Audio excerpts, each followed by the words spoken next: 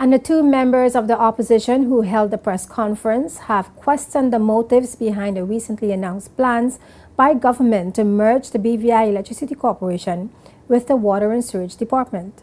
News of the merger, which is expected to come into being by January 2014, came from Communications and Works Minister Mark Vanterpool while speaking at a press conference held at Maria's by the Sea on July 23rd. We have asked the Attorney General's office, along with our group, to look at the legislative process that may be involved. And so they are working towards this to be able to present to the ministry a final report and how and where and when we'll address this.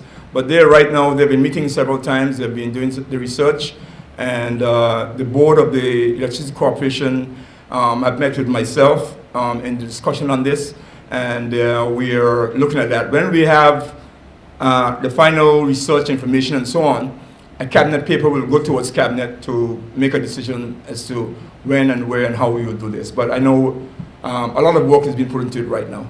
And we don't expect that there will be any major change. I know we have some major works and some increased works that we're going to be putting on both groups, which will require human resources. And so we hope that there won't be any change in terms of, I think you talk about layoffs and so on, that if you get directly to the point, we don't expect that.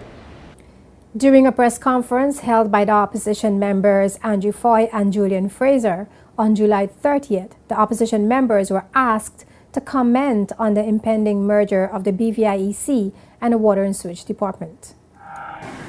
This is something I have to study because, you see, I'm going to say something that's going to sound a little harsh. With the many concerns of conflict of interest that have been risen, I have to be concerned if this is being done for the right reasons.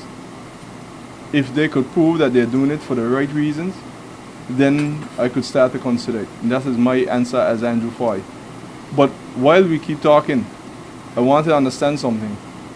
The unfair advantage of them operating, how they're operating with some of the conflict of interest, will leave them, to be blunt, in a better economic standing than all the other counterparts in the House of Assembly and the public.